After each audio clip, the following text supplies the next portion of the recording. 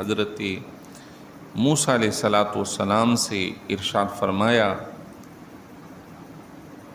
کہ اے موسیٰ، آپ اپنی قوم سے جلدی کیوں آ گئے؟ انہوں نے عرض کی مولا وہ میرے پیچھے ہی ہیں، میں تیری بارگاہ میں اس لیے جلدی آیا ہوں تاکہ تو راضی ہو جائے۔ اللہ تعالیٰ نے فرمایا کہ اے موسیٰ، ہم نے تمہاری قوم کو تمہارے بعد آزمائش میں مبتلا کر دیا ہے اور انہیں سامری نے گمراہ کر دیا ہے۔ حضرت موسیٰ علیہ السلام اپنی قوم کے پاس افسوس کرتے ہوئے غصے کی حالت میں تشریف لائے، اور قوم کو جب دیکھا تو حال یہ تھا کہ وہ لوگ ایک بچھڑے کی عبادت کر رہے تھے، حالانکہ ابھی فرعون کے ظلم و ستم سے انہیں بچایا گیا تھا، ابھی اس کے ناحق ہونے کو ثابت کیا گیا تھا، اس کی طاقت کو ملیہ میٹ کیا گیا تھا، ان کے سامنے اسے اور اس کی قوم کو عبرتناک سزا دی گئی تھی، لیکن اس کے باوجود یہ قوم دوبارہ ایک دوسرے باطل معبود کے سامنے جھکنا شروع ہو گئی۔ حضرت موسیٰ علیہ السلام نے قوم سے خطاب کر کے ارشاد فرمایا، قال یا قوم، اے میری قوم، الم یعدکم ربکم وعدا حسنا، کیا تم سے تمہارے رب نے اچھا وعدہ نہیں کیا تھا؟ یعنی تمہیں غلبہ دیا جائے گا، تمہیں رزق کی فراوانی دی جائے گی، من اور سلوہ تم پہ اترنا شروع ہو گیا۔ اللہ نے یہ وعدہ نہیں فرمایا تھا کہ تمہیں مزید احکام دین عطا فرمائے گا؟ افطال علیکم العہد، کیا تم پر عہد لمبا ہو گیا؟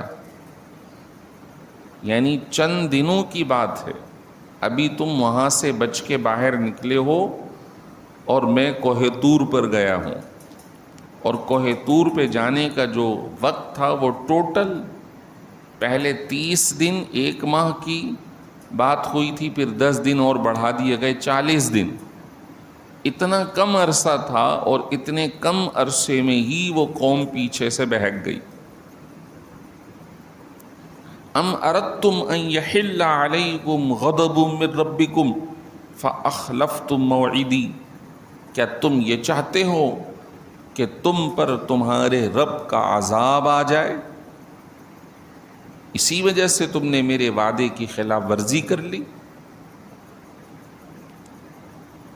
جب قوم سے ناراضگی کی حالت میں حضرت موسیٰ علیہ السلام نے کلام فرمایا اور بہت شدید ناراضگی کا اظہار فرمایا، تو پھر وہ عذر پیش کرنے لگے۔ یہاں سورہ طٰہٰ میں تو اتنا ہے کہ آپ وہاں سے غصے اور افسوس کی حالت میں تشریف لائے۔ سورہ اعراف 9 پارے کے اندر اس کی تفصیل بڑی ڈیٹیل سے آئی ہے، اور اس میں حضرت موسیٰ کے جلال اور غصے کی کیفیت کو یوں بھی بیان فرمایا کہ جب حضرت موسیٰ کوہ طور پر تھے اور اللہ نے انہیں احکام دے دیے تھے، اور حضرت موسیٰ کو تحریری طور پر احکام کوہ طور پر نازل ہو کر ملے تھے، جس کو الواح یعنی تختیاں کہا گیا ہے۔ حضرت موسیٰ کو تختی پہ لکھے ہوئے احکام ملے تھے۔ حضرت موسیٰ کو جب یہ پتہ چلا کہ قوم میری بہک گئی، تو انہوں نے ان تختیوں کو وہیں ڈال دیا اور غصے میں واپسی چلے۔ بعد میں جب وہ تختیاں اٹھائی گئیں تو ان تختیوں سے احکام الہی اٹھا لیے گئے۔ یہاں پہ حضرت موسیٰ علیہ السلام اور ان سے قبل انبیاء کا تذکرہ کہ سب کو تحریری طور پہ احکام دیے گئے، صرف نبیوں کو یاد ہوتے تھے، امتیوں کو نہیں۔ اللہ تعالیٰ نے ہماری اس امت پہ کرم فرمایا کہ حضور صلی اللہ علیہ وسلم پر جو بھی احکام قرآن کے اندر آئے یا احادیث طیبہ میں حضور کے وہ فرامین جس میں حضور نے شریعت کے احکام کی وضاحت فرمائی، وہ سب من جانب اللہ آپ کے دل مبارک پر اترے۔ ہم نے، قرآن نے کہا کہ ہم نے روح الامین کے ذریعے آپ کے قلب پر قرآن کو نازل فرمایا،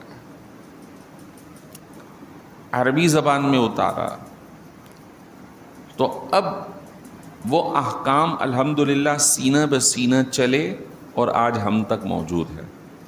لیکن وہاں پہ یہ ہوا کہ قوم کی وجہ سے حضرت موسیٰ نبی غصے ہو گئے اور ان کی وجہ سے وہ احکام بھی اٹھا لیے گئے۔ اب جب یہاں پہنچے اور انہیں غصہ فرمایا تو عذر، ایسا عذر جو قابل قبول نہیں، پیش کرنے لگے۔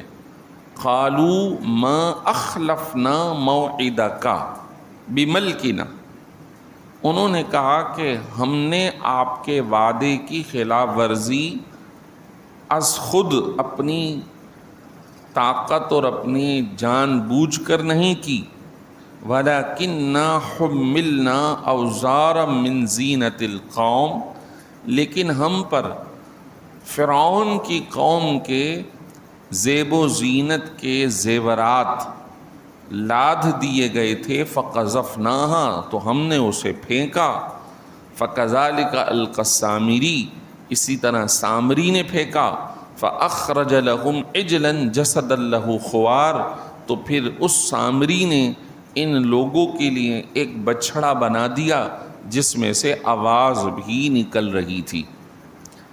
یہ آیت ہے، آیت کا ترجمہ ہے۔ تفصیل یہ ہے کہ حضرت موسیٰ علیہ السلام ہوں یا آگے یا پیچھے جتنے بھی نبی آئے ہیں، کسی بھی قوم میں مال غنیمت حلال نہیں تھا۔ یہ پچھلے ہفتے میں نے وضاحت کی تھی کہ امت مسلمہ کو پچھلی امتوں پہ اس اعتبار سے بھی ترجیح حاصل ہے کہ اگر امت مسلمہ جہاد کرے اور غالب آ جائے تو وہاں اس علاقے سے ملی ہوئی جائیداد و مال امت مسلمہ کے لیے حلال ہے اس کا استعمال، جبکہ پہلے والوں کے لیے نہیں تھا۔ اس سے ملتے جلتے اور بھی احکام ہیں، مثال کے طور پہ قربانی کا جانور ہم ذبح کر کے کھاتے ہیں، لیکن پچھلی امتوں میں کہیں بھی قربانی کا مال کھانے کی اجازت نہیں تھی، بلکہ آگ آتی تھی اور اس کو جلا کر راکھ کر دیتی تھی، جس سے دو باتیں پتہ چلتی تھی، قبول ہوا یا نہیں ہوا یہ بھی ظاہر ہو گیا اور وہ مال بھی ضائع ہو گیا۔ تو بس اوقات خوشی بھی ہوتی تھی اور رسوائی بھی ہوتی تھی کہ اس کے مال میں کوئی ملا جلا مال ہے جس سے اس کا مال قبول نہیں ہوا۔ اللہ نے اس امت پہ پردے رکھے، قبول ہے یا نہیں ہے، پردہ ہو گیا۔ نمبر 2، قربانی ہوئی اور وہ آپ خود کھا لو، تقسیم کر دو، امت استعمال کر لے۔ اسی طرح پچھلی امتوں میں مال غنیمت استعمال کی اجازت نہیں تھی، تو فرعون جب غرق ہوا تو ان کا کچھ مال حضرت موسیٰ کی قوم کو ملا، اب انہیں حکم تھا اس کو پھینکو۔ تو حضرت موسیٰ تو گئے کوہ طور پر، تو سامری نے یہ بات کہی کہ یہ تو تمہارے لیے درست نہیں ہے، اب تم جتنے بھی زیورات ہیں اس کو پھینکو۔ اب اس نے کیا یہ کہ ایک آگ جلائی اور سارے زیورات اس میں ڈالے۔ اب وہ کوئی برتن تھا کیا تھا کہ سارے سونے کے جو زیورات تھے وہ پگھل گئے، اور اتنا سونا تھا کہ سامری نے اس پگھلے ہوئے سونے کو ایک بچھڑے گائے کے بچے کے شکل میں ڈھال دیا، اور وہ اتنا ماہر آدمی تھا کہ اس نے اس کو اس طرز پہ بنایا اور ہوا کے رخ پہ رکھا کہ جب ہوا اس کے ایک کان سے گزرتی تو اس کے منہ سے سیٹی کی طرح آواز آیا کرتی تھی۔ جیسے کہ باجے میں آتی ہے ہوا کے ذریعے. اور بعض تفاسیر کے مطابق وہ بچھڑا تو تھا سونے کا، لیکن سامری نے اس کے اندر ایک کام کیا.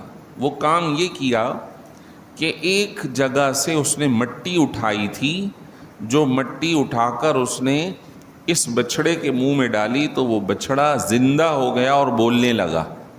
اچھا، یہ مٹی کہاں سے اٹھائی؟ تو کہتے ہیں کہ تفسیر میں خود موجود ہے اگلی آیتوں میں. وہ آیت میں آپ کے سامنے پیش کر دیتا ہوں اسی موقع پہ، ویسے وہ آگے آئے گی. حضرت موسیٰ علیہ السلام نے سامری کو خطاب کر کے قوم کے بعد پوچھا، اے سامری تمہارا کیا معاملہ ہے؟ قال فما خطبک یا سامری، سامری تم بتاؤ تم کون ہو، تم نے کیا کیا؟ قال، اس نے کہا بصرت بما لم یبصروا بہ، میں نے وہ دیکھا تھا جو ان سب نے نہیں دیکھا. اس نے کیا دیکھا تھا؟ اس نے دیکھا یہ تھا کہ جب حضرت موسیٰ علیہ السلام اور ان کی قوم آگے تھی اور پیچھے فرعون کی قوم تھی، حضرت موسیٰ علیہ السلام کی قوم جب سمندر میں اتر گئی راستوں میں، تو فرعون پیچھے سے آ رہا ہے اور اس کے لوگ سمندر میں اتر نہیں رہے، جانور بدک رہے. تو اللہ تعالیٰ نے جبریل امی کو بھیجا اور وہ ایک گھوڑی پر تشریف لائے، اور وہ گھوڑی ان کے جانوروں کے ساتھ مل کر چلنے لگی، حتیٰ کہ جب وہ چلتے چلتے دوسرے جانوروں نے اسے دیکھا اور وہ سمندر میں اتر رہی ہے تو یہ بھی اتر گئے. اس وقت خشک راستے تھے، لیکن اس گھوڑی کا عالم یہ تھا کہ جیسے وہ قدم رکھتی تھی تو خشک ریت ہری ہو جاتی تھی، یعنی اس ریت میں زندگی آ جاتی تھی اور وہاں پہ سبزہ فوراً اگ جاتا تھا. یہیں سے بعض شارحین نے لکھا کہ حضرت جبریل کو کہا جاتا ہے روح. روح کا مطلب ہے زندگی. جیسے ہم میں روح ہے تو زندگی ہے، روح نکل گئی تو موت ہو گئی. تو جس کا نام اللہ اور اس کے رسول نے رکھا اس میں وہ تاثیر پیدا ہو جاتی. تو جبریل امی بیٹھے گھوڑے پر یا گھوڑی پر، اور اس گھوڑی پر اثر حضرت جبریل امی کا تھا، اور اس گھوڑی نے جہاں قدم رکھا اس سرزمین پہ سبزہ ہو گیا. سامری نے وہاں سے ایک مٹھی مٹی اٹھا کر اپنے پاس رکھ لی تھی، تو کہنے لگا میں نے وہ دیکھا ہے جو انہوں نے نہیں دیکھا. اب آیت کہہ رہی ہے فَقَبَضْتُ قَبْضَةً مِّنْ أَثَرِ الرَّسُولِ، میں نے رسول کے نشان قدم سے ایک مٹھی لے لی تھی. رسول سے یہاں پہ مراد ہے جبریل امین. میں نے جبریل امی کے قدم کے نشانات کی ایک مٹھی مٹی لے لی تھی. فَنَبَذْتُهَا، تو میں نے اس مٹی کو اس بچھڑے کے منہ میں ڈال دیا. وَكَذَلِكَ سَوَّلَتْ لِي نَفْسِي، اور میرے نفس نے میرے لیے یہ ہی بھڑکایا کہ میں یہ مٹھی اس کے منہ میں ڈالوں گا تو یہ بچھڑا بولنا شروع کر دے گا. یہ وہ بات تھی جس کی وجہ سے وہ بچھڑا جو سونے کا تھا بولنا شروع ہو گیا. بظاہر یہ بات عقل میں نہیں آتی. مٹی سے کسی دوسری چیز میں بولنے کی صلاحیت، آواز کی صلاحیت کا پیدا ہو جانا سمجھ میں نہیں آتا. اسی کو ہم کہتے ہیں معجزہ. معجزہ ویسے نبی کا ہے، لیکن حضرت جبریل امی کے جانور کے سواری کے قدم کے نیچے جو جگہ ہوئی اس میں بھی اللہ نے تاثیر کو پیدا فرما دیا. یہ بھی ایک آزمائش کی صورت تھی. اب سمجھ جائیے کہ اللہ تعالیٰ نے اس کائنات میں ہر چیز کو آزمائش بنا رکھا ہے. جو اس آزمائش سے بچا، اللہ پہ کامل بھروسہ رکھا، وہ ہی کامیاب ہے. اللہ نے فرمایا تمہاری اولاد آزمائش ہے، تمہارا مال آزمائش ہے. انما اموالکم و اولادکم فتنہ، تمہارا مال بھی تمہارے لیے آزمائش ہے۔ تو یہ آزمائش اس کے لیے تھی کہ اگر وہ صحیح جگہ استعمال کرتا تو صحیح رہتا، لیکن اس نے اسی چیز کو غلط جگہ استعمال کر کے پوری قوم کو گمراہ کرنے کا کام کیا۔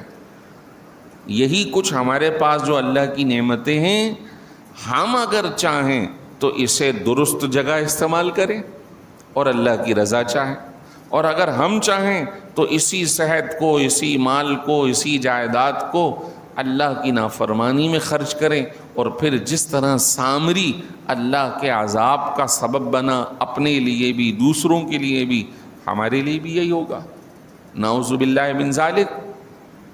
اللہ کی بارگاہ میں پناہ مانگنی چاہیے کہ انسان اپنے مال کو بچانے کے لیے پھر کبھی کسی حرام میں مبتلا ہوتا ہے، کبھی اولاد کی پرورش کے لیے پھر حرام میں مبتلا ہوتا ہے، اور کتنی ہی نافرمانیوں میں ڈوبتا چلا جاتا ہے۔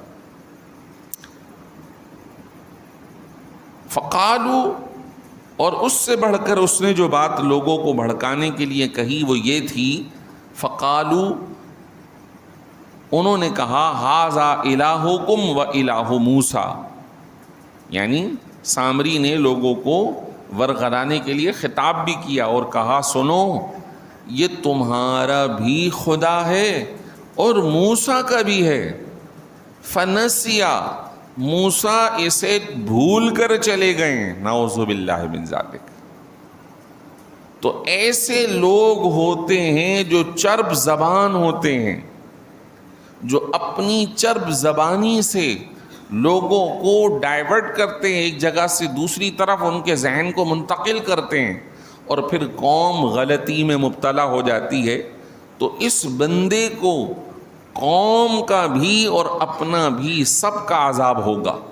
یہی کچھ ہمارے زمانے میں بھی فی زمانہ کہہ سکتے ہیں کہ media, social media, print media ذہنوں کو ڈائیورٹ کرتے ہیں، اچھے کی طرف چاہیں تو اچھے کی طرف، برائی کی طرف چاہیں تو برائی کی طرف، اور جو لوگ اس کا حصہ بنتے ہیں، اسی طرح وہ لوگ جو سوشل میڈیا پہ یا کسی بھی اعتبار سے لوگوں کو اسلام سے متنفر کرنے کا کام کر رہے ہیں، یہ سارے لوگ سامری کی طرح ہیں۔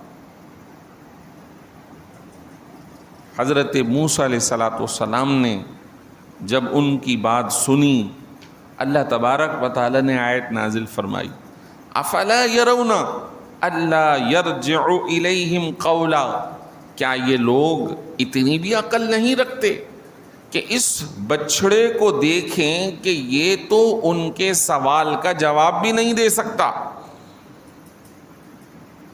ولا یملک لہم ضرا ولا نفعا، یہ بچڑا نہ کسی نفع کا ان کے لیے مالک ہے اور نہ نقصان کا۔ یہ تو فرعون سے بھی بدتر ہے کہ فرعون تو لوگوں کو کچھ نہ کچھ فائدے دیتا تھا، جبکہ اللہ نے اسے بھی غرق کر دیا، یہ تو اس سے بھی 2 نمبر ہے۔ اس کے باوجود بنی اسرائیل اپنی آنکھوں سے دیکھ کر آئی ہے کہ ہم نے اسے غرق کیا، یہ تو ان سے بھی انہوں نے برا کام کیا کہ یہ بچھڑے کو معبود بنا رہے ہیں جو کہ ان کو جواب تک نہیں دے سکتا، نہ اسے نفع دے سکتا ہے نہ نقصان دے سکتا ہے۔ معلوم یہ ہوا کہ اللہ کے سوا کسی کی بھی عبادت جائز نہیں، کسی کی بھی، نہ کسی بچھڑے کی، نہ کسی آدمی کی، نہ کسی مخلوق کی۔ اور بعض لوگوں نے نعوذ باللہ، جیسے بنی اسرائیل نے حضرت عزیر علیہ السلام کی عبادت کی، انہیں خدا کا بیٹا کہا۔ عیسیٰ علیہ السلام کے ماننے والوں نے بعد میں بہک کر حضرت عیسیٰ علیہ السلام کو خدا کا بیٹا یا اپنا مسیح معبود قرار دیا۔ یہ سب غلط ہے۔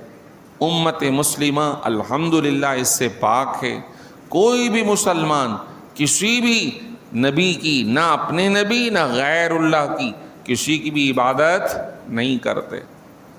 حضور نے فرمایا کہ میرے بعد شیطان میری امت سے شرک سے مایوس ہو چکا ہے۔ ہاں، مجھے خطرہ ہے کہ دنیا تم میں آ جائے گی۔ اب مال و دولت ہے، رقص و سرور ہیں، عیش ہے، طرب ہے، اس طرح کی مختلف بیماریاں یا گناہ تو داخل ہو گئے ہیں، مسلمان گناہوں میں لت پت ہو گیا ہے، لیکن مسلمان کسی غیر الہ، غیر خدا، غیر رب کی عبادت نہیں کرتا، اور الحمدللہ یہ اس امت کا امتیاز ہے۔ کوئی اکا دکا اگر غیر مسلم ہو گیا ہے تو وہ مسلمان تو نہیں ہے نا، اس وقت وہ غیر مسلم ہو چکا، وہ پھر چکا، تو وہ ہمارا حصہ ہی نہیں ہے۔ وہ مسلمان ہو، اللہ کو مانتا ہو، پھر وہ کسی بت کو پوجتا ہو، ایسا الحمدللہ پوری امت کے اندر کہیں بھی موجود نہیں ہے۔ اللہ سے جو ہے وہ دعا مانگنی چاہیے، اللہ تعالی ہمیں ان تمام خرابیوں سے محفوظ فرمائے۔ تو ادھر جو ہے بنی اسرائیل کے معمولات کو پیش کیا گیا۔ اگلا رکوع کنٹینیو اسی مسئلے کو آگے بڑھائے گا کہ حضرت موسیٰ جب تشریف لے کے گئے تھے تو اپنے پیچھے اپنے بھائی حضرت ہارون کو سربراہ مقرر کر کے گئے تھے، تو آپ نے بنی اسرائیل کے لوگوں سے بھی خطاب کیا، سامری کی بھی کلاس لی، اور پھر اپنے بھائی حضرت ہارون کو بھی غصے میں سر اور داڑھی سے پکڑ لیا کہ تم میرے بعد کیا کر رہے تھے، تم نگراں تھے۔ یہ پھر ڈیٹیل انشاءاللہ ہم اگلے درس میں سماعت کریں گے۔ اللہ تبارک و تعالی ہمیں اچھے اعمال کی توفیق عطا فرمائے۔ الحمد